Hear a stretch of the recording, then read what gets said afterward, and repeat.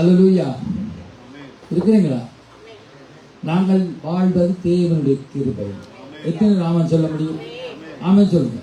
ஆமென். நாங்கள் சொல்லிட்டோம், கர்த்தருக்கு நாங்கள் நிர்மூலமாக இருப்பது தேவனுடைய சுத்த கிருபை. இப்போ தம்பி வாசித்த சங்கீதம் அருமையாக சாட்சி. நான் அதையும் வாட்சி கடந்து சொல்றேன் பாட்டோட. பாருங்க, 103 சங்கீதத்தில் பாருங்க, அங்க சொல்லப்படுகிற கர்த்தருடைய கிருபையோ அவருக்கு பயந்தவர் மேலும் அவருடைய நீதி அவர்கள் பிள்ளைகளுடைய பிள்ளைகள் மேலும் அநாதியா என்ன நுழைக்கு. அந்த சந்ததி ஆசீர்வதிக்கப்படுகிறது. இந்த வாக்குத்தத்தம் கிறிஸ்துவ தெரியுமா? கடந்த 2-3 நாளைக்குள்ள சிலம்புறது கிறிஸ்தம்பல போட்டு எனக்கும் போட்டுட்டு அவரை சரியான வருத்தத்தில் சோறு இருக்கிறதுனா பிள்ளை இந்த பிற பிள்ளைகள் ஆசீர்வதிக்கப்படும். அது மட்டுமில்லை, நாம் தம்பி மேற்கு கிழக்கும் எவ்வளவு தூரம் அவ்வளவு தூரமாக அவருடைய நம்முடைய பாவங்களை நமக்கு விலக்கினான்னு சொல்லப்படும். பூமிக்கு மானம் எவ்வளவு ஜனமாயிருக்கிறோம் அவருக்கு பயப்படுற மேல் அவருடைய கிருபை அவ்வளவு பெரிதா இருக்கும். அப்ப தேவனுடைய கிருபை இல்லாமல் எங்களால் வாழ முடியும் இந்த நாட்டில். இதுக்கு பிறகு நேரத்தை பாருங்க. ஓகே, ஒரு பாட்டு பாடப்படுவோம். ஓகே. கிருபையே கிருபையே மாறாத நல்ல கிருபையே கிருபையே ஓ கிருபையே மாறாத நல்ல கிருபையே உங்க கிருபைதான் என்னை தாங்குகின்றது. உங்க கிருபைதான் என்னை நடத்துகின்றது. உங்க கிருபைதான் என்னை தாங்குகின்றது. உங்க கிருபைதான் என்னை நடத்துகின்றது. உடைக்கப்பட்ட நேரத்திலெல்லாம் என்னை உருவாக்கிய கிருபையிலே. உடைக்கப்பட்ட நேரத்திலெல்லாம் என்னை உருவாக்கிய கிருபையிலே. கிருபையே ஓ கிருபையே மாறாத நல்ல கிருபையே கிருபையே கிருபையே மாறாத நல்ல கிருபையே. சோர்ந்து போன நேரத்தில் என்னை பலப்படுத்தின கிருபையே. சோர்ந்து போன நேரத்திலெல்லாம் என்னை கிருபையிலே. கிருபையே ஓ கிருபையே மாறாத நல்ல கிருபையே கிருபையே கிருபையே மாறாத நல்ல கிருபையே. ஒன்றுமில்லா நேரத்தில் எனக்கு உதவி செய்த கிருபையே. ஒன்றுமில்லா நேரத்தில் எனக்கு உதவி செய்த கிருபையே. கிருபையே கிருபையே மாறாத நல்ல கிருபையே கிருபையே ஓ கிருபையே மாறாத நல்ல கிருபையே. ஊழியத்தின் பாதையிலெல்லாம் நம்மை உயர்த்தி வைத்த கிருபையே. ஊழியத்தின் பாதையிலெல்லாம் என்னை உயர்த்தி வைத்த கிருபையே. கிருபையே ஓ கிருபையே மாறாத நல்ல கிருபையே. இயேசுவின் நாமத்திலே பரிசுத்த பிதாவே ஆமென். நான் ஏன் முதல் கேட்டேன், தேவனுடைய கிருபையிலே நாங்கள் நிற்கிறோம், வாழுகிறோம். ஓமோ இல்லையோ? அடுத்த கேள்வி இருக்கிறது பாருங்க. இந்த பிரசங்கமே தேவனின் கிருபையில் வாழ்வர் என்ற பிரசங்கம் என்று தியானிக்க போறோம். அங்கே பார்க்கிறோம், உங்களில் எத்தனை பேருக்கு ஒரு நாளாவது அதாவது ஒரு போதாவது நான் தேவனுடைய கிருபையை இழந்து விட்டோம் என்று தோன்றியிருக்கிறோம். ஓமில்ல தோன்றியிருக்கு. இல்லைன்னு சொல்ல முடியாது. என்ன எனக்கு தோன்றி நான் சொல்றேன், என் வாழ்க்கையில் இப்படி தோன்றி பல முறை நான் செபித்திருக்கிறேன். ஆண்டவரே உங்களுடைய கிருபை என்னை விட்டு போயிட்டு, சிம்சோனை விட்டு போனது, சவுலை விட்டு போனது பார்த்துட்டீங்களா? அப்ப அப்படியா ஆண்டோட கிருபை என்னை விட்டு போயிட்டு நான் செபித்திருக்கிறேன். எப்படி நீங்களும் செபித்திருக்கிறேன். நீங்கள் ஒருபோதாவது ஒரு முறையாவது இப்படி செபித்திருக்கலாம். அதாவது நான் சொல்றேன், தேவனே உமது கிருபை இதன் மேல் இருக்கட்டும், இதை ஆசீர்வாதங்கள். இந்த ஜெபம் இதன் மேலே நானும் ஜெபித்திருக்கிறேன். ஆனால் உண்மையை சொன்னால் அந்த ஜெபத்தை நான் உண்மையில் அர்த்தப்படுத்தியது இதுதான். எங்களுடைய ஜெபம் எப்படி இருக்கிறதோ, எங்களுடைய காரியம் எப்படி இருக்கிறதோ, தேவனுக்கு உகந்ததா இருக்கிறதோ, தேவ சித்தத்துக்கு உகந்ததா இருக்கோ, அல்லது சுயநலமா இருக்கிறதோ, அதனால நாங்கள் செபித்து விட்டு ஒன்று நடக்கவில்தான் நாங்கள் பார்க்கிறோம். தேவன் கிளம்பிய நான் என் கிருபையை நான் இழந்து விட்டோம். என்ன நாங்கள் செபிக்க என்ன சொல்றோம்? கர்த்தரே இது நான் விரும்பும் விதமாக நடந்து இது என்ன காரியம் தான், திருமணமோ விசா காரியம், விசாவோ அல்லது பொருளாதார காரியங்களோ குடும்ப வாழ்க்கை எதுவாக இருந்தால் கர்த்தரே என்னவா இருந்தால் நான் விரும்பும் விதமாய் நடந்துட்டும், அது எளிதாக இருக்கட்டும், கஷ்டம் இல்லாமல் இலகுவா எளிதாக இருக்கட்டும், நான் நினைப்பது போல அது வெற்றி பெறட்டும். செபித்திருக்கிறோமா இல்லையா? நாங்கள் செபித்திருக்கோம். ஏனென்றால் கஷ்டப்படாமல் நோகாமல் ஒரு அதில் ஐதந்தரத்து வேலையா இந்தியாவரையும் கூட்டிக்கண்டு போங்கன்னு சொல்லுவாங்களே இல்லையோ, தமிழ்ல பழமொழி. அப்ப கஷ்டப்படாமல் நான் விரும்புறது இது நடக்கணும் என்று நாங்கள் செபிக்கிறது உண்டு. ஆனால் அது என் விருப்பப்படி நடக்காத போது, நான் கேட்டபடி எளிதாக இல்லாத போது, தேவனுடைய கிருபையின் வாழ்க்கை இல்லையோ என்று எண்ண தொடங்குகிறோம். ஓமே இல்லையா? நான் செபித்துக் கொண்டிருந்தாரம் வருஷம், நான் 18 வருஷம் 20 வருஷம் 35 வருஷம் 10 வருஷமா நான் காரியத்தை செபிக்கிறேன். ஆண்டவரே இது இப்படி வரணும், அப்படி வேண்டும், என்னுடைய விருப்பப்படி, அது கஷ்டம் இல்லை, எனக்கு கிடைக்கணும், நான் விரும்பினபடி. அப்பதான் ஆண்டவரே அது திருப்தியா இருக்கும். நான் செபித்த பொழுது அங்கே இல்லைன்னு சொல்லும் பொழுது தேவனுடைய கிருபை என்னோட இல்லையோ, என் வாழ்க்கை இல்லையோ என்று எண்ண தொடங்குவோம். நான் எண்ண தொடங்கி இருக்கிறேன். நான் அதனுடனே அந்த நாட்கள் வேதனோடு தேவனத்தை திரும்பி, தேவனே நான் உமது கிருபையை இழந்து விட்டேனோ, நான் ஏதாவது தவறு விட்டேனோ, பாவம் செய்து விட்டேனோ, நீர் என்னை பற்றி திருப்தி இல்லையா என்று கேட்டிருக்கிறேன். என்னை பற்றி உனக்கு திருப்தி இல்லையா?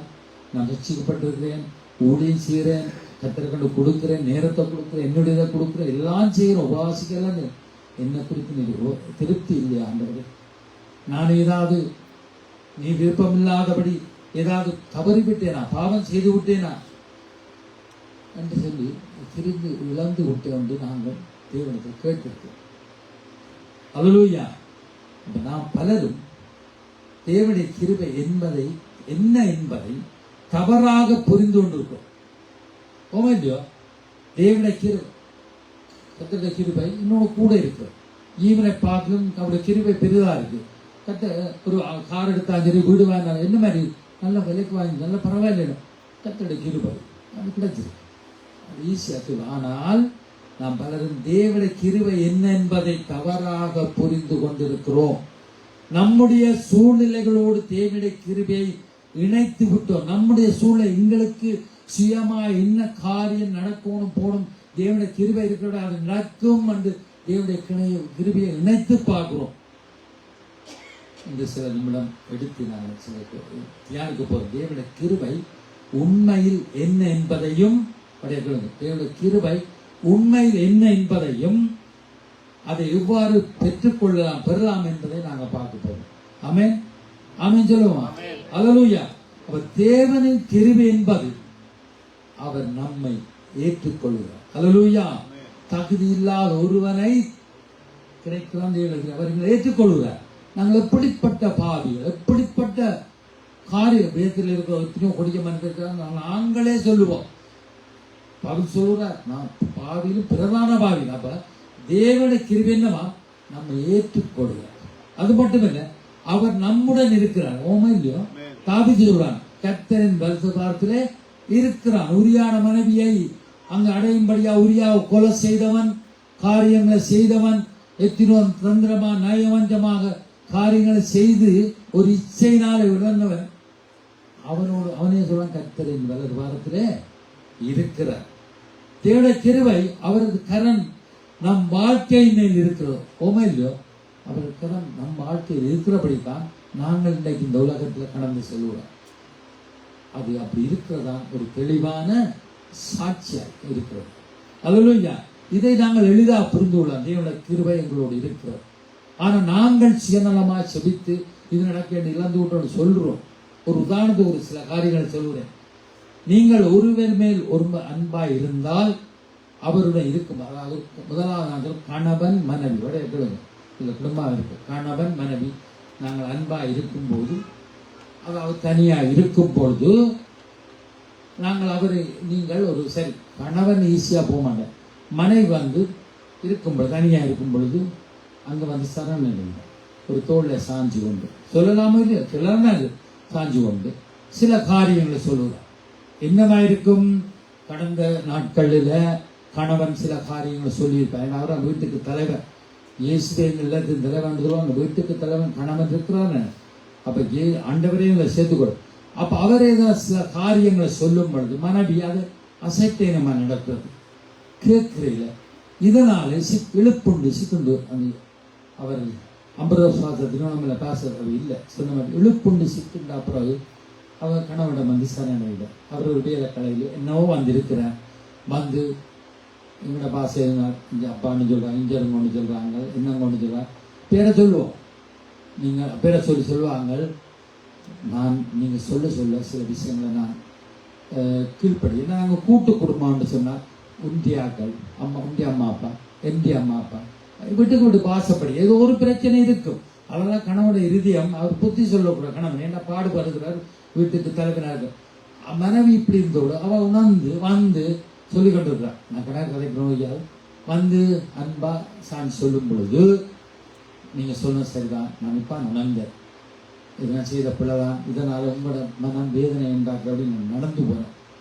அதால் என்னை மன்னிச்சு கொள்ளுங்க. இனி எப்படியான காரியத்தை நான் விட்டு விளக்கி உங்களோட சொல்ல கேட்டு நடக்கும். அப்படி அவர் அந்த சொல்லும் பொழுது அவர் பேசும்போது கணவன் இப்போ வேறுபட்ட கவனத்துடன் கேட்பார். என் மனைவிக்கு சொல்ல வாய் காட்டினான், ஏதோலாம் சொன்னான், கீழ்ப்படியே ஒன்றுக்கும் இடம் கொடுக்காமல் இப்படி நடந்த நான் பேசாமலே நின்றவன். ஆனால் இப்போ வா சொல்றாங்க அக்கறையுடன் அங்கே கவனத்தை கேட்பார். அவரின் செய்திகளுக்கு அவர் விரைவாக பதில் அளிப்பார். இப்படி சரணடைஞ்சு கேட்கும் பொழுது என்ன செய்வார் கணவன்? ஊரில் இந்த பொம்பளை நகைக்கும் சாரிக்கும் வளையிறது வேறு, இது நான் வேற சொல்றேன். ஆண்டவர் வரும் பொழுது அவர் சொல்லுவார், ஓகே இப்பவாது உணர்ந்திய நாங்கள் குடும்பம் எங்களுக்குள்ள கருத்து வேறுபாடு இருக்கக்கூடாது, நான் நன்மைக்குத்தான் சொன்னேன், நீ இப்படி சொன்னீங்கல்ல அதனால ஓகே இனியாவது திருந்த இடம் கொண்டு சொல்லும் பொழுது அங்கே அன்பும் நெருக்கமும் இருக்குமோ இல்லையோ? கணவன் ஏற்றுக்கொள்வார் இல்லையோ? இருக்கும். ஏன் சொல்லி பாரு, சும்மா சண்டை பிடிச்ச நாங்கள் பிள்ளை குட்டிகள் இருக்கோம் சண்டை பிடிச்சோம். அதே மாதிரி தான் ஒரு அப்பா, அதான் ஒரு அம்மா.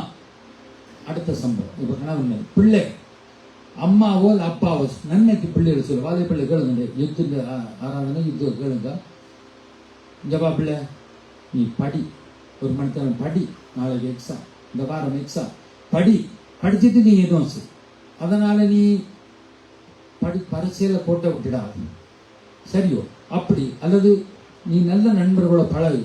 நாங்கள் கத்திரோட பிள்ளைகளோ பிள்ளை இல்லாமல் ஆராய்ந்தா எங்களுக்கு ஒரு இழுக்கு வார அளவுக்கு நீங்கள் நடக்கலாம். அது ஆம்பளை பிள்ளைங்க பொம்பளை பிள்ளைங்க அம்மாவோ அப்பாவோ புத்தி சொல்லுவார்கள், ஓமையோ சொல்லுவார்கள்.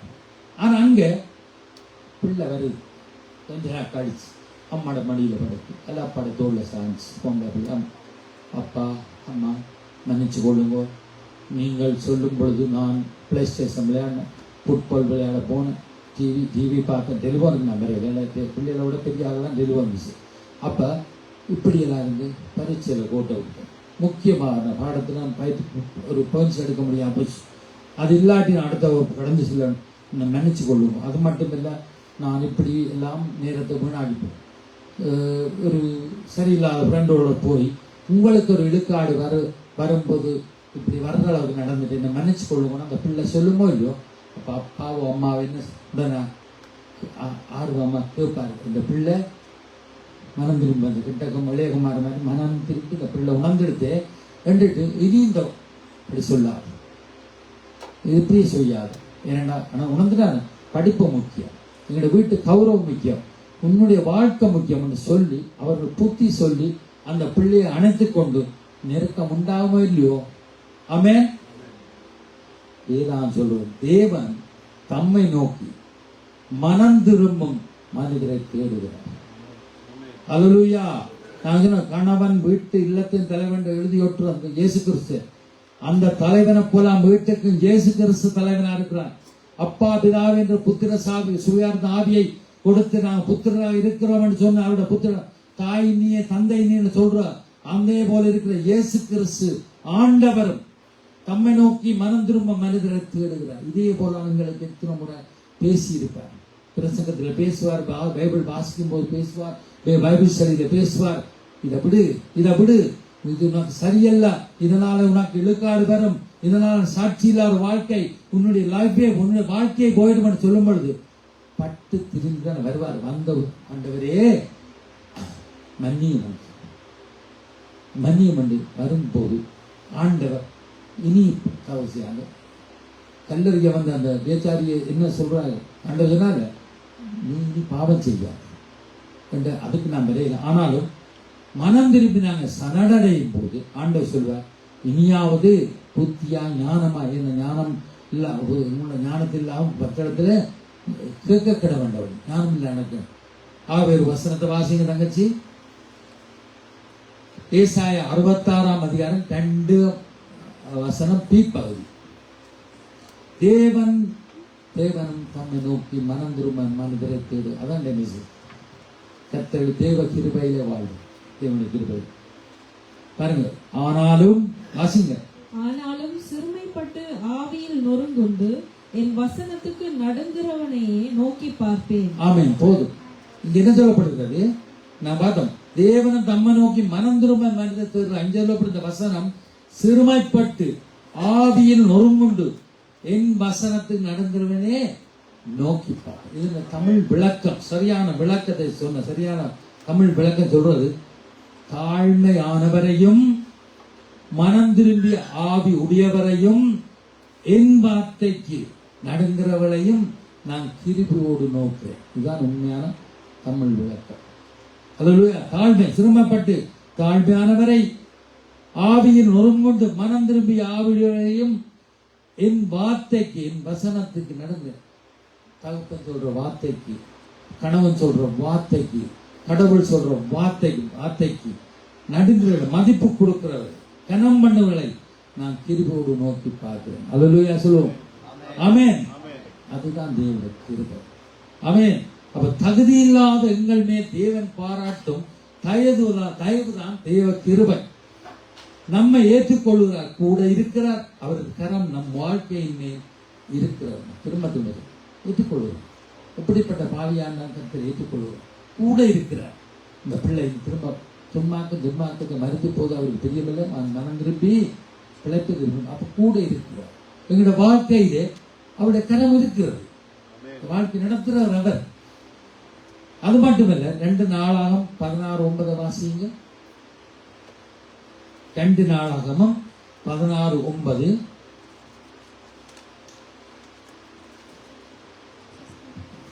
தம்மை பற்றி உத்தம இருதயத்தோடு இருக்கிறவர்களுக்கு தம்முடைய வல்லமையை விளங்க பண்ணும்படி கர்த்தருடைய கண்கள் பூமி எங்கும் உலாவிக் கொண்டிருக்கிறது. இந்த விஷயத்தில் மதியில்லாதவர்களாயிருந்தீர், ஆகையால் இதன் முதல் கொண்டு உமக்கு யுத்தங்கள் நேரிடும் என்றார். பார்ப்போம். தம்மை பற்றி, நம்முடைய ஆண்டவரை பற்றி உத்தம இதயத்தோடு இருக்கிறவர்களுக்கு, இன்றைக்கு நாங்கள் தேவனுடைய கிருபையை இழந்து விட்டோம் தான் தெரியாமல் ஏதோ இந்த சுயநலமா நினைக்கிறோம். ஆனா உத்தம இதயத்தோடு இருக்கிறவர் அவரை பற்றி அறிவார். தம்மை பற்றி உத்தம இதயத்தோடு இருக்கிறவர்களுக்கு தம்முடைய வல்லமையை விளங்க பண்ணவர். தேவைகளை அவருடைய பவர் எங்க போய் நுழைஞ்சு 1000 மணிகள் அடைக்கப்பட்டாலும் சரி, சூழ்நிலைகள் தோல்வியாக இருந்தாலும் சரி, அவர் தம்முடைய வல்லமையினாலே அதை விளங்க பண்ணி கிருபையாய் விளங்க பண்ணுவார். ஆனா முதலாவது தேவன் உத்தம இதயத்தோடு அவர் யார் என்று நாங்கள் நினைக்குவோம். கர்த்தருடைய கண்கள் பூமியெங்கும் விளையாடி கொண்டிருக்காங்க. அந்த வசனம் சொல்லப்படும். இப்படிப்பட்ட மனுஷன் நம்ம சொன்னேன், தம்மை நோக்கி மனம் திரும்ப மரத்தை தேடுகிறார். இவ்வளவு செல்லியும் எளிமையால நீங்க பார்க்கலாம். அன்றா பதிகாத நான் மாயை பின்பற்றி இவர்கள் போறதுன்னா இன்ன அநியாயத்தை என்னிடத்துல மாயை பின்பற்றி போறது, சோரம் போறதுன்னா இன்ன அநியாயத்தை என்னிடத்துல கண்டார்கள். இவர்கள் வெடிப்புள்ள தொட்டிகளை வெட்டி கொண்டார்கள். ஈவத்தண்ணீரான நீரூட்டை விட்டு விட்டார்கள். வெடிப்பட்ட தொட்டி என்னால் ஆண்டுக்கு ஆசிரியர் இருப்பாங்க. வெடிப்புள்ள தொட்டி எல்லாம் போயிடும். அப்ப என்ன அநியாயத்தை மாயை பின்பற்றி போற அதான் பார்க்கிறார். ஆண்டு சொல்றார், தேடுகிறார். நான் இவ்வளவு உங்களோட கூட உங்களை ஏற்றுக்கொண்டு உங்களோட பக்கத்தில் இருக்கிறேன். உங்களோட வாழ்க்கையில் என்னுடைய கரம் கூட இருக்கிறது, என்னோட கிருபை இருக்கிறது. இப்ப நீங்கள் உங்களோட சுயநலமா சில காரியங்களை சிந்தித்து வீணராய். அல்லேலூயா. அப்ப தம்மை பற்றி உத்தம இதயத்தோடு இருக்கிறவர்களுக்கு தம்முடைய வல்லமை விளங்கப்படும்படி கத்திரகங்கள் பூமியின் விழாக்கொண்டு எதற்காக? அதாவது கத்திரகங்கள் முழு பூமியிலும் விழாவிக்கொண்டு இருக்கிறது. எதற்காக? தம்மிடத்தில் முழு மனதோடு இருக்கிறவர்கள் வல்லமை உதவுவதற்காக. வேதம் சொல்வது, தேவனிடத்தில் அன்பு கூறுவர்கள் முழு மனதோடு முடிப்போம், முழு உள்ளத்தோடும் முழு பலத்தோடும் அன்பு கூறவன் சொல்றது. ஓமையோ தேவனுக்கு அன்பு கூறுகள் சும்மா ஏனோ தான் சும்மா பாதி இல்லை, 100 முழு மனதோடு முழு பலத்தோடு முழு உள்ளத்தோடு. ஆகவே மேலே பார்த்தவர்கள் தம்மை பற்றி உத்தம இதயத்தோடு இருக்கிறவர்கள் தம்முடைய வல்லமை உயர்ந்த பண்ணுகிறார். இதுவே தேவனை கிருபை. தேவனை கிருபை என்றால் என்ன, அதை எப்படி பெற்றுக்கொள்ளாங்க நாங்க வாசிக்கிறோம். இதுவே தேவனுடைய கிருபை. தேவன் தம் இதயம் முழுவதும் அவருக்கே ஒப்பு கொடுத்தவளை தேடி அவர்களுக்காக வல்லமையாய் செயல்படுகிறார், தேடுகிறார். இன்றைக்கும் தேடுகிறார். நாங்கள் அப்படி இருக்கக்கூடாது. இல்லையோ இருக்கக்கூடாது. தேவன் விரும்புகிற பாத்திரமா இருக்கும். அவர் சொன்னார், தாவீதை பற்றி சொல்ற, என் இருதயத்துக்கு ஏற்பவர் உத்தம இதயத்தை பற்றி என்று சொல்லப்படுது. தாவீதோட இருதயத்துக்கு ஏற்றவன். அவன் பிளஸ் இருக்கான், ஆனாலும் கர்த்தரார் என்றவன் அறிவான். தேவனுடைய கிருபை அவரோடு அருளோடு, அதாவது ஆசீர்வாதத்தோடு நெருக்கமாய் இணைந்திருக்கு. தேவனுடைய கிருபை ஒரு ஆசீர்வாதத்தோடு. ஆனால் ரெண்டும் சிறிது வேறுபட்டது. பாருங்க, கிருபை என்பது 2 விளங்கிக் கொள்ளும். எது? இயேசு கிறிஸ்துவை இரட்சகராய் ஏற்றுக்கொண்டவர்கள் என்ன சொல்லப்படுது? வேதம் கிருபையினால் விசுவாசத்தின் மூலம் ரட்சிக்கப்பட்டோம் என்று வேதம் சொல்லுகிறது. அது தேவனுடைய உன்னத கிருபை. இலவசமாய் தேவனுடைய கிருபையினாலே ரட்சிக்கப்பட்டவன் இருக்குதானே, அது ஒரு கிருபை. அப்ப அந்த கிருபை எல்லாருக்கும் இன்னைக்கு அப்படி இந்த கிருபை கொடுக்கப்பட்ட தேவனுடைய உன்னத கிருபை கொடுத்தவர்கள் 3-2 பேர் இல்லை, ஒருவங்க இருக்கிறார்கள். அது இலவசமா எல்லாருக்கும் இந்த கிருபை கொடுக்கப்பட்டது. அப்ப தேவனுடைய உன்னத கிருபை இயேசு மரித்து உயிர்த்தெழுந்த போதுதான் அங்கே வெளிப்பட்டது. வெளிப்பட்டது. நாங்கள் வேதம் பாஸ்கா தெரியுது, ரட்சகரோடு இருக்கிறார். அவர் மரித்து உயிர்த்தெழுந்துக என்னதுக்காக? நாங்களும் அவருக்குள்ளே அடக்கம் பண்ணப்பட்டு உயிர்த்தெழுந்திருக்கிறோம். இயேசு கிறிஸ்துவ புதிய சிறுசியா இருக்கிறோம். ஆகியா நம்முடைய முதலாவது ஆரம்ப கேள்வி இதுதான், தேவனின் கிருபையை நாம் எப்படி பெறலாம்? திரும்பவா, முதலாவது கர்த்தராகிய இயேசு கிறிஸ்துவை நம்ப வேண்டும். தேவன் தம்முடைய ஒரே பேரான குமார விசுவாசிகவன் அவன் கெட்டு போவாத நித்திய அடையும்படியா இவ்வளவாய் தந்து உலகத்தை அண்டு போவார். ஒன்றான வேத்தியனாய் தேவனை அறிவது அவருடைய குமாரனை அறிவது நித்திய ஜீவன் சொல்லப்படுதில்ல. அப்ப அந்த குமாரனை கிறிஸ்துவை முதலாவது தேவனுடைய கிருபை எப்படி பெறலாம் என்றால் அவரை கிறிஸ்துவை நம்ப வேண்டும். அவரே நம் மீட்பர் ரட்சகர் தேவனுடைய குமாரன் நாங்கள் நம்ப வேண்டும், விசுவாசிக்க வேண்டும். நீங்கள் கிறிஸ்துவுக்குள்ள இருந்தால் தேவனுடைய கிருபைக்காக போராட வேண்டியது இல்லை. இதெல்லாம் சொன்னேன், கிருபையை நான் ரட்சிக்கப்பட்டேன். இந்த தேவனுடைய கிருபை எப்படி பெற்றுக்கொள்ளாங்க? அந்த கிறிஸ்துவை நம்பி அவருக்குள்ளே ஒரு வாழ்வு இருக்குமெண்டா தேவனுடைய கிருபைக்காக நாம் போராட வேண்டியதில்லை, அதை சம்பாதிக்க வேண்டியதில்லை, நீங்கள் ஏற்கனவே அதில் தான் நாங்கள் நிற்கிறோம். தேவனுடைய கிருபையில நிற்பதும் என் மூலமாக கிருபை. பாட்டு இருக்குதானே, கிருபையில்லாம வாழ முடியாதையா இருக்குதானே பாட்டு. கிருபையா நீல நிற்கிறப்ப ஏற்கனவே நாங்கள் நிற்கிறோம். ஆனால் வேதாம் மேலும் கூறுவது சிறுமைப்பட்டு, அதாவது தாழ்மையில ஆவியிலே நொறுங்குண்டு மனம் திருந்த ஆவியோடு அவரது வசனத்தில் நடந்தவனே நோக்கி பார்ப்பன். அவர் திரிபோடு அப்ப நோக்கிறான்னு பார்ப்போம். அதுதான் மனம் திரும்ப ரட்சிக்கப்பட்ட அப்பட்டு பரலோகம் போக முடியும். ரட்சிப்பு இலவசமாய் கொடுக்கப்பட்டாலும் தேவனோடு நெருக்கமாக நடப்பது ஒப்பு கொடுத்த வாழ்க்கையை வேண்டுகிறது. பாருங்க, நாங்கள் ஊழியக்காரர் வந்தவுடனே நாங்கள் ரட்சிக்கப்பட்டோம், ஞானஸ்தானம் கொடுத்தோடனே என்ன பூசி ஜெபிக்கும் பொழுது ஒப்பு கொடுக்கிறோம். இன்று முதல் நான் கர்த்தருக்காக ஜீவிக்க போறேன் என்ற பழைய வாழ்க்கையில முடிந்தது தேவனுக்காண்டி ஒரு உறுதிப்பாடு ஒப்பு கொடுத்துக்க வாழ்க்கை அப்படின்னு சொல்லும்போது தேவனை கிருபைக்குள்ள நாங்கள் வாழ வேண்டாம். அப்ப தேவனோடு நாங்கள் நடப்போம். தேவனோடு நாங்கள் இலவசம் கொடுக்கப்பட்ட தேவனோடு நெருக்கமாக நாங்கள் உறவாடுவோம். அவர்கள் அப்பா இதான் அப்ப ஒப்பு கொடுத்த வாழ்க்கையை அது வேண்டுகிறது. பாருங்க, ஒரு வீட்டில குழந்தையாக அல்லது ஒரு பிள்ளையாக இருப்பதற்கும் தந்தையின் இதயத்தில் ஆழமான ஒற்றுமையில் வாழ்வதற்கும் வித்தியாசம் உண்டு. இன்றைக்கு என்னுடைய பிள்ளைகள் இருக்கிறது, என்னுடைய வீட்டிலாம் இருக்கிறார். நான் முதல்ல சொன்னேன், பிள்ளை சில பிள்ளை கேட்படியாத பிள்ளைகள், சில பிள்ளை அவர்கள் தங்களுக்கு சரிதானது கொண்டு வாழும் பொழுது அவங்க அப்பா அந்த இடத்தை அவர் பிடிக்க முடியாது. அப்பா சொல்லி பார்க்கல, எந்த பிள்ளை தானே அப்பாவுக்கும் தெரியுது, எவர் இந்த அப்பான்றது என் பிள்ளைக்கும் தெரியுது. ஆனால் அங்க பார்க்குறோம் ஒரே வீட்டுக்காக இருக்கணும். ஆனா ஆழமான இதே ஒரு ஒற்றுமையுடன் வாழ்வதற்கு வித்தியாசம் இல்லை. அப்பா என்னை ஏற்றுக்கொள்வார், ஏன் அப்பா என்னோட பிள்ளை நினைக்குமே தாழ்வு நினைப்பார். பிள்ளை செய்தாலும் அப்பா வேணும். அப்பா என்ன நினைப்பார், பிள்ளை மனம் இருப்பி அப்பாட இருப்பப்படி வருவாளா என்று இருப்ப ஒரே வீட்டுக்காக நடக்கிறது. அது இரு பக்கங்களுக்கு முயற்சியை தேடுது. ஏன் அப்பா என்ன அவாய்ட் பண்ற பிள்ளை அப்பா நினைப்பார், ஏன் இந்த பிள்ளை இப்படியே இருக்கிறா என்னத்துக்கு ஓமே இல்லையோ இந்த இறுதிக்கு நாங்கள் பெற்றோர்கள் துடிப்பு இருக்கிறோம். இந்த பிள்ளை கெட்டு போதாரு விரும்பும். கடவுளே எங்களை பொதுவாக சொல்றார், ஒரு தினம் கெட்டு போக நம்முடைய சொந்தக்குமான கொடுத்தேன்னா எனக்கும் என்ற பிள்ளைகளுக்கும் பேர பிள்ளைகளும் கொடுத்துருக்கிறேன். அப்ப அப்பா வீட்டுக்குள்ள என்னது வேதமா இருப்பார். எப்ப வருவான், எப்ப திரும்பான், எப்ப ஒரு நிலைக்கு வருவான். ஆனா பிள்ளை அதை யோசிக்கும், அப்பாவுக்கு எனக்கு ரெண்டு யோசிக்கும். அல்லேலூயா. இரு பக்கங்களில் போராட்டம் உண்டு.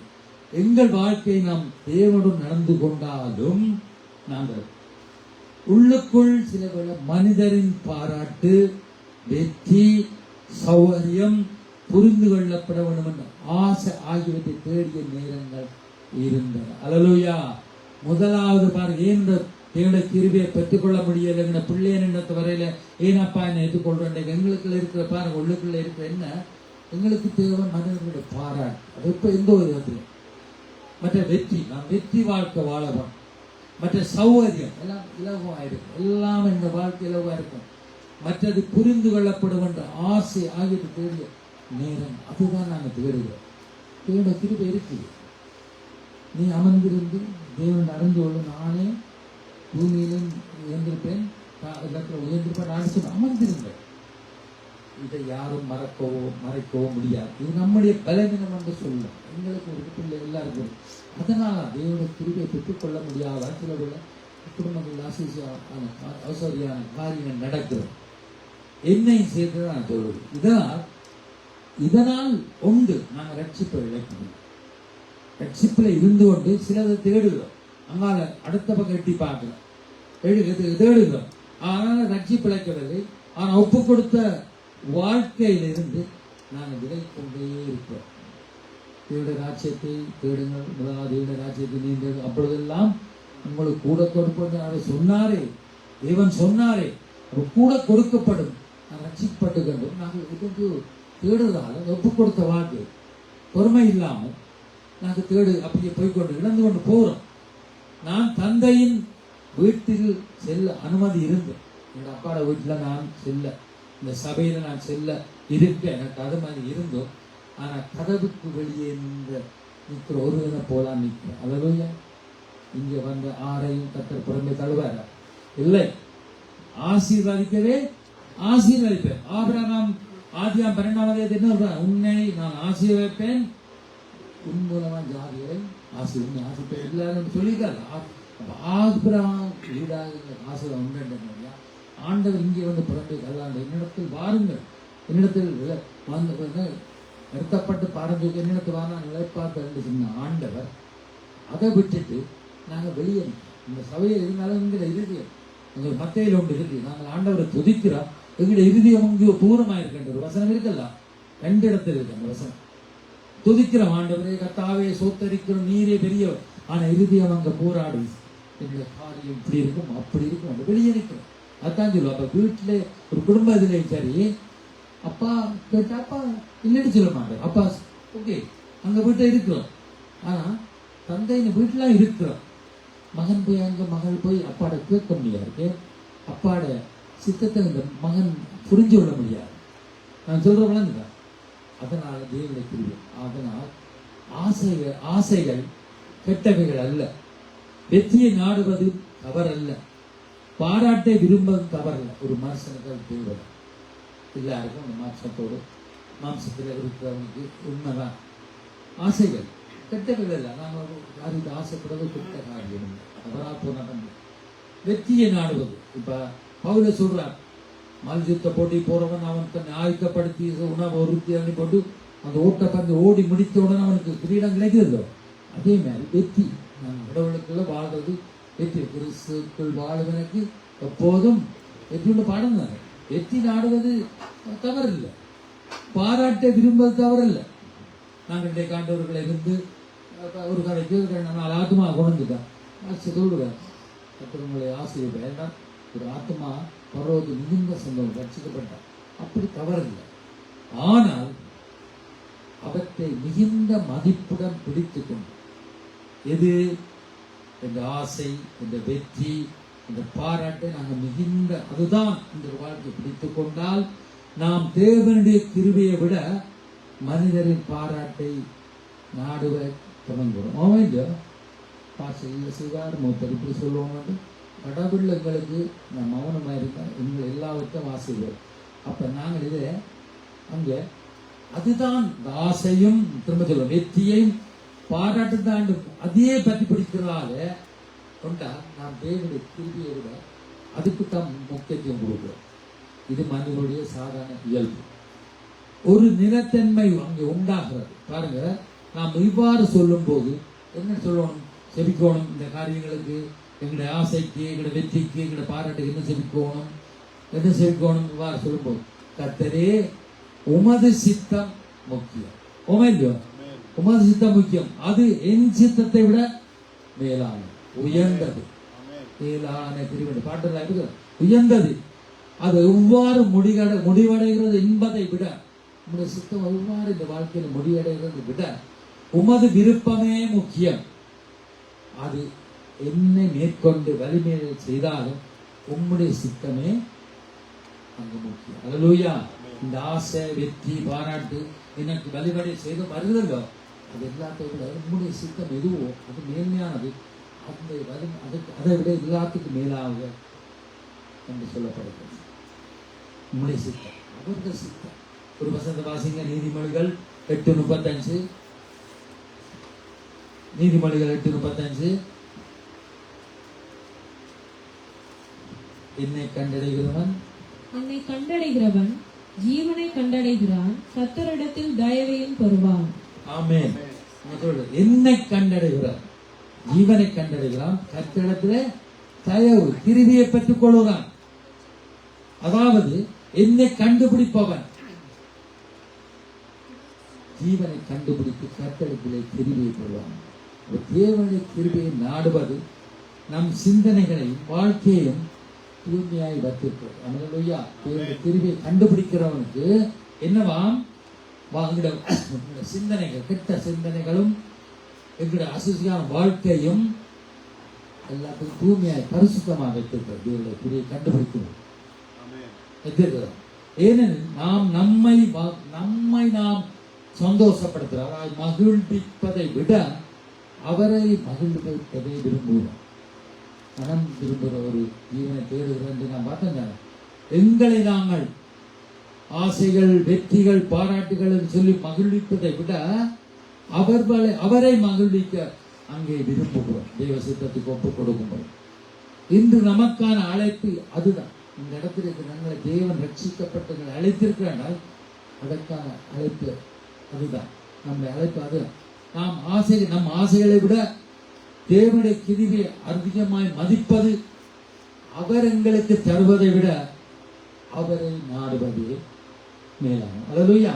அவர் எங்களை தாரதுக்காண்டி நான் இங்கே வரவில்லை. அவரை மகிழ்விப்பது, அவர் எங்களை தருவதை விட அவரை நாட வேண்டும், மகிழ்விக்க வேண்டும்.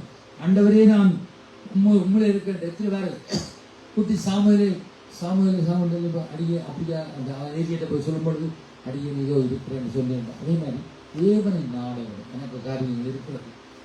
ஒரு வசனம் சொல்லுது, உண்மையை உறுதியாய் பெற்ற மனிதனுடையவன், உண்மையை நம்பியிருக்கவனை பூர்ண சமாதானம், அவரை பற்றி கொண்டிருக்கிறவன் பூர்ண சமாதானம். எதுக்கும் கவலை, எங்களுக்குரிய காரியம், எங்களோட பிள்ளைகளுக்குரிய காரியம், எங்களுடைய சந்தைக்குரிய காரியங்களை கூட நாங்கள் சுயநலமாய் எதையும் தேடி தேவனுடைய கிருபையை இல்லை என்று சொல்லியோ அல்லது தேவனுடைய கிருபை பெறாண்ட இல்லை. நம்முடைய ஜெபம், கர்த்தரே என் வாழ்க்கை உம்மை மகிழ்விக்கும் வகையில் வடிவ அமைக்கும் வகையில் செய்யும் என்று சொல்லிக்கொண்ட வாழ்க்கை எங்களுடைய ஜெபத்தை நாங்கள் எப்படி செய்யணும்? கர்த்தரே என்னுடைய வாழ்க்கை உம்மை மகிழ்விக்கும் வகையில் வடிவமைக்கும்படி செய்யும் என்று செபிக்க வேண்டும், ஒப்புக் கொடுக்க வேண்டும். அப்ப அந்த தேவனுடைய கிருபையை பெற்றுக்கொள்ள வேண்டும். சங்கீதம் 91 சொல்லப்படும் இப்படியாக ஆரம்பிக்கிறது, உன்னதமானவரின் மரபில் இருக்கிறவன் சர்வ வல்லவர் நிழலில் தங்குவான். அதாவது சர்வ வல்ல நிழலில் இளைப்பாறுவான். உன்னதமானவர் மரபில், நம்ம கீழே சொல்லப்படும், உன்னதமானவரின் மரபில் இருக்கிறவர் சர்வ வல்லவர் நிழலில் தங்குவான். அப்ப அவருடைய இளைப்பாற செய்வார். ஏனென்றால் தேவனின் கிருபையில் வாழ்வது ஒரு தருண அனுபவம் இல்லை. இன்னைக்கு இந்த மந்திரத்தில் ஏதோ ஒன்று கிடைச்சோன்னா ஆண்டவர் கிரியால பெற்று கூட ஒரு ஒன்றோட முடிஞ்சுதா? இல்லை. நாம் தங்குமிடம். ஆமீன் சொல்லுவான். நாம் தங்குமிடம், தேவனுடைய கிருபை நாம் தங்குமிடம். ஒரு இடத்துல இருக்கிறோம், ஒரு வீட்டில் இருக்கிற நாங்கள் தங்குற இடத்துல எத்தனை விஷயங்களுக்கு பாதுகாப்பு இருக்கு, இழைப்பார்கள் இருக்கு, எல்லாத்தையும் சமாதத்தோடு உறங்குறோம். அதான் தங்குமிடம் சொல்ல ஒரு ஒரு விடுதியான்னு சொல்லுவோம், வீடுன்னு சொல்லுவோம். அப்போ தேவனுடைய கிருபையை அங்கே சொல்லப்படுகிறது. நாம் தங்குமிடம், அங்கே இழைப்பார்கள். உன்னதமான ஒரு மரம் வீட்டவர் சர்வ வல்லவர் நிழலில் தங்குவார், இழைப்பாருவான் என்று சொல்லி தங்குவது சொல்லப்படுது. அது அவரது அதிகாரத்துக்குள்ளே வாழ்வு. நாங்கள் தங்கும் பொழுது தேவனுடைய அத்தாரிட்டி, தேவனுடைய அதிகாரம். அல்லேலூயா. பிசாசுக்கும் வல்லமை உண்டு, பவர். கர்த்தருக்கும் வல்லமை இருக்கு, பிசாசுக்கும் வரும், அவனும் எல்லாம் செய்வார். ஆனா அதிகாரம் ஆருக்கு மட்டும்? கர்த்தர் தேவனுக்கு ஒருவருக்குத்தான் அதிகாரம், அத்தோருக்கு இருக்கு. அப்ப அவருடைய அதிகாரத்துக்குள்ள நம்முடைய பிள்ளைகள், அவர் ராஜா, நாங்கள் ராஜகுமாரர்கள், அவருடைய அதிகாரத்துக்குள்ளே வாழுகிறோம். நாங்கள் தங்குற இடம் மற்ற அவருக்கு அருகில் இருக்கிறோம். சிங்காசனத்தில் அவர் இருக்கிற, நாங்கள் அருகில் இருக்கிறோம். வலது பக்கத்தில் அவரின் சன்னதியில் உள்ள வாழ்க்கையை கட்டி எழுப்பது, எங்களுக்கு கொடுக்கப்பட்ட அவருடைய அந்த வீட்டிலே, தேவனுடைய வீட்டிலே, அவருடைய ராஜ்யத்தில் ஆரை எதிர்பார்ப்பார்? பிள்ளைகளை தான் எதிர்பார்ப்பார். அப்பா அம்மா எங்களோட பிள்ளைன்னு நீங்க இதை கொண்டு நடத்த, அப்ப கட்டி எழுப்பார்கள் ராஜ்யத்தை. கிருபை என்பது சௌகரியம் அல்ல. நான் முதல்ல சொன்னேன், சும்மா ஈஸியா அப்படி ஓகே. முதலாவது இலவசமாக கிருபையினால ரட்சிக்கப்பட்டோம். எல்லாருக்கும் அந்த அழைப்பு வந்தது. இயேசு அழைக்கிறார், இயேசு அழைக்கிறார், அவர் என்னை கரங்களில் இயேசு எல்லாரையும் அழைக்கிறார். நீங்கள் என்ன தேவை? நான் உங்களை தேடி வந்தேன். அழைத்து அந்த கிருபையினால் ரட்சிக்கப்படுகிறோம். ஆனா அதுக்கப்புறம் நான் சொன்ன 2 விதமா தேவனுடைய கிருபையை பெற்றுக்கொள்ள சும்மா சௌகரியமான காரியம் இல்லை. அதுக்கு நாங்கள் எங்களை இடம் கொடுத்து விட்டுக் கொடுக்க வேண்டும். கிருபை என்பது சிரமமில்லாத ஒரு வாழ்க்கை இல்லை. கிருபை என்பது ஒரு பிரச்சனையற்ற வாழ்க்கையும் அல்ல. ஓமா இல்லையோ? சும்மா ஈஸியா ஆண்டவர்ல வந்து எல்லாத்தையும் பற்றி இன்னைக்கு எனக்கு கடந்து லொட்டோ எடுத்து ஆண்டவரையும் திருப்பியாக லொட்டோ முடியுமா? அல்லேலூயா. ஒரு உதாரணத்துக்கு அப்ப சில வேளைகளில் சிரமமே அவரது கிருபை வெளிப்படும் நிலம். ஓமா இல்லையோ? நாங்கள் சிரமப்படுகிறோம். சிரமப்படும் பொழுதுதான் கட்டுத்தனமா கவிக்கிறோம், தகுதி இல்லாமல் தடுமாறி திசமாறி இருக்கிற பொழுது அந்த சிரமமே கிருபை வெளிப்படும் நிலைமை இருக்கு. பாருங்க, நாங்க தோட்டம் செய்யறோம், வயல்களை செய்யறோம், பாடுபடுகிறோம். அதுக்கு பலன் வருமா வரானுங்களுக்கு தெரியும். மழை வருமா இருந்து போகும். அப்ப அங்க வரும்பொழுது, சிரமப்பட்ட பொழுது, அங்க அறுவடை செய்யும் பொழுது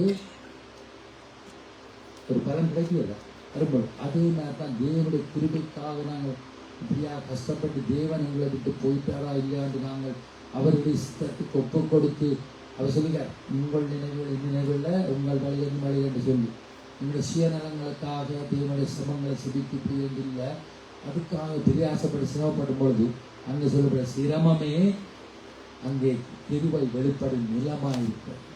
சில பேர் தேவன் கிருபையில் வாழ்கிறவர்கள் சூழ்நிலைகளை விட ஆழமான ஒன்றை அறிவார்கள். வரையகளும் முதலாவது, தேவன் அவர்களுடன் இருக்கிறார். அவன் சொல்லுமா இருக்கிறார். அவர்களின் வாழ்க்கை சீரற்றதல்ல. தேவனுடைய கிருபை குடும்பம் இருக்கின்றது. பள்ளத்தாக்குகளில் அவர்கள் அவரது கண்களுக்கு வெளியே இல்லை. பள்ளத்தாக்கு மலை, அந்த உயரத்தை சொல்வது பள்ளத்தாக்கு குண்ட சொல்லுவது பாட்டு. பள்ளத்தாக்கில் நடக்கும் போது என்னை காண்பவர். நாங்கள் வெள்ளத்தாக்க இடங்களை இறங்கிறோம். பள்ளத்தாக்கள் போன்ற கரடு மூடு இருந்தோதும் தேவனுடைய கண்கள் அவங்க சொன்னால் தம்மை பற்றி உத்தமத்தோடு தேடுகளை தேவன் தன்னுடைய வெள்ளமே விளங்கப்படும்படி பூமியை தேடுகிறார் கண்கள். அப்ப நாங்கள் பள்ளத்தாக்கு போன்ற நிலைமை வாழ்க்கை வனாந்திரமா பள்ளத்தாக்கு உயரம் மலையை சொல்றதோ அவங்க உயர்வானும் பள்ளத்தாக்கு ஆபிக்குரிய காரியம். அங்கேயும் தேவன் அந்த சொல்லு கண்ணீரான் மரண இல்லத்தால் மரணம் பள்ளத்தாக்கு நடந்தான் தேவரின் நான் பயப்பட என்றால் உங்களுடைய கோவில் கடிவனை தேற்றுகிறேன்னு சொல்லப்படும். அதுதான் அந்த பள்ளத்தாக்கு. அப்ப பள்ளத்தாக்கள் அவர்கள் கண்களுக்கு நாங்கள் எழுதியிருக்கிறோம். அவர்கள் உள்ளங்கையிலே வரைந்திருக்கு உன் மதுகள் என் முன் எப்பொழுதும் இருக்கன்னு சொல்லுவேன். என் கண்களுக்கு முன்பாக நீ மறைவா இல்லை. அதுதான் தேவனுடைய கிருபையில் வாழ்வர். கடைசியாக உன்னதமானவரின் மரபில் இருக்கிறவன் சர்வ வல்லவன். ஆமென் சொல்லுமா. நாங்கள் ஒரு பாட்டோடு ஒப்பு கொடுத்து சேர்ப்போம். அப்பா உன் கிருபைகளால் காத்து கொண்டீரே, அப்பா உன் கிருபைகளால் அணைத்து கொண்டீரே, தாங்கி நடக்கும் கிருபையிலே, தாழில் நினைத்த கிருபையிலே, தாங்கி நடக்கும் கிருபையிலே, தாழில் நினைத்த கிருபையிலே,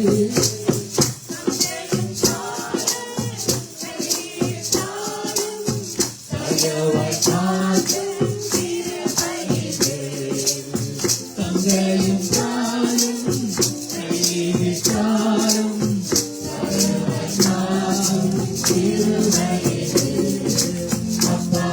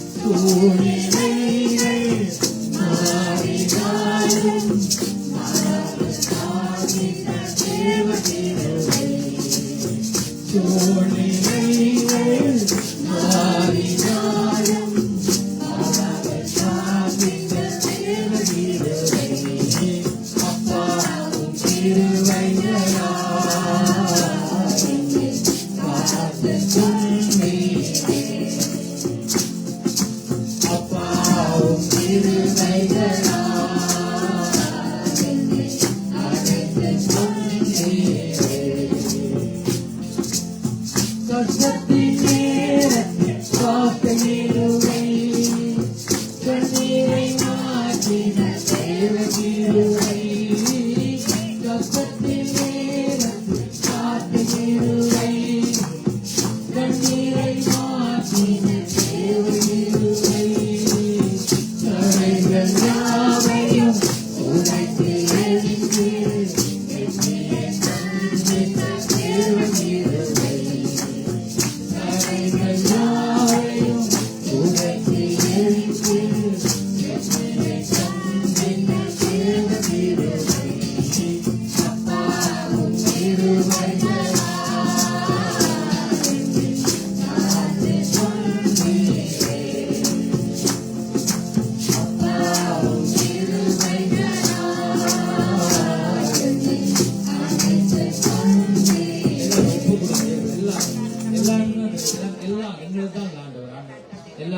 பேசுகிறது. அல்லேலூயா. தேவனுடைய கிருபை ஒரு நாளும் போவார். கிருபையை போக்கடிக்கிறோம் சொல்றாங்க. யோனா சொல்றேன், தேவனுடைய கிருபையை போக்கடிக்கிறோம் சொல்றாங்க. ஆகவே தேவனுடைய கிருபையிலே வாழ்கிறோம். தேவன் எங்களை நடத்துகிறார். நாங்கள் வாசித்த சங்கீதத்தமிழ், வானத்துக்கும் பூமிக்கு எவ்வளவு தூரம் உயரமோ அவ்வளோ தேவனுடைய கிருபை எங்களோடு இருக்கிறது. அந்த எங்களுடைய பாவங்கள் எல்லாத்தையும் மன்னித்து தேவன் இப்படி வழி நடத்துறாங்க. எங்களை இந்த சந்ததிகளை ஆசீர்வதிக்கிற தேவன். ஆகவே தேவனுடைய கிருபை என்றால் என்ன, அதை எப்படி பெற்றுக்கொள்ளும்? தேவனுடைய கிருபை 2 விதமான அபாரம். கிருபை ரட்சிப்புக்காக அந்த கிருபை இலவசமாக கொடுக்கும். ஆனால் ரட்சிக்கப்பட்ட பிறகு அந்த கிருபையை நாங்கள் பெற்று வாழ்கிறதால் ஜெயமுள்ள ஒரு வாழ்க்கை வருகிறோம். அல்லேலூயா. ஏன்னா நாங்கள் துக்கப்பட்டு போகப்படாத ஆண்டு சொன்னார், நாங்கள் கர்த்தர் மகிழ்ச்சிக்கும்படியாக வாழ ஒரு சாட்சியுள்ள வாழ்க்கை.